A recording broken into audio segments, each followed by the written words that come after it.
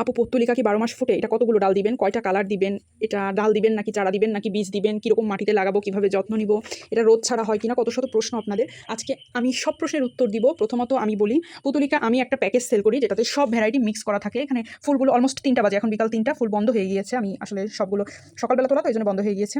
আমি ফুলের কালারগুলো দেখিয়ে দিতে পারছি না, আমার প্রত্যেকটা কালার আলাদা করে লাগানো, তো কালার কনফার্ম থাকবে, প্রত্যেকটা কালারই সুন্দরভাবে পাবেন। তবে আমি যে নিয়ম মেনে লাগাতে বলি সেই নিয়ম মেনে লাগাবেন। হাতে পাওয়ার পরে এই মোটা পাতার ডালগুলো আলাদা করে ফেলবেন, এই চিকন পাতার ডালগুলো আলাদা করে ফেলবেন।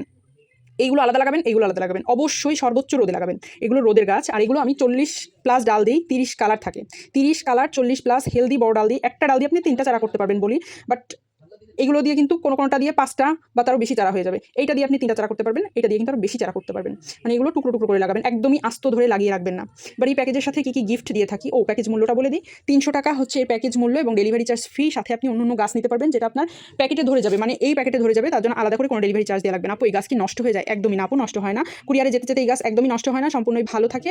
আর যদি কোনোভাবে পাতা ঝরে যায় বা পাতা পচে যায়, এতে গাছ কোনোভাবে ক্ষতিগ্রস্ত হয় না। আপনি এই ডাটাগুলো ভালো থাকলে লাগিয়ে দিলে হয়ে যাবে।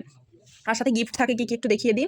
এটা হচ্ছে সাদা রেইন লিলির একটা মাদার বাল্ব, কিন্তু এটা এই সিজনেই ফুল পাবেন। তারপরে থাকে হচ্ছে এটা একটা জেব্রিনার কাটিং থাকে, এটা কিন্তু ভেরিগেটেড জেব্রিনা। তারপর একটা রিও প্লান্টের কাটিং থাকে এবং নীল অপরাজিতার বীজ থাকে। নীল অপরাজিতার কিন্তু ডাবল পেটেল নীল অপরাজিতা, তাই আমি একটু ছবিটা এখানে অ্যাড করে দিয়েছি, মানে আর কি ফুলের ইয়েটাও নিয়ে আসছি যাতে আপনাদের বুঝতে সুবিধা হয়।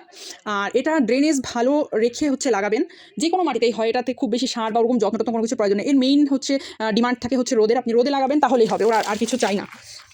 যে কোনো জায়গায় হচ্ছে সুন্দরভাবে হয়ে যায়, যে কোনো মাটিতে, শুধু রোদটা বেশি দিবেন। মাটির সাথে যদি সম্ভব হয় ভার্মি কম্পোস্ট, গোবর সার মিশিয়ে দিবেন।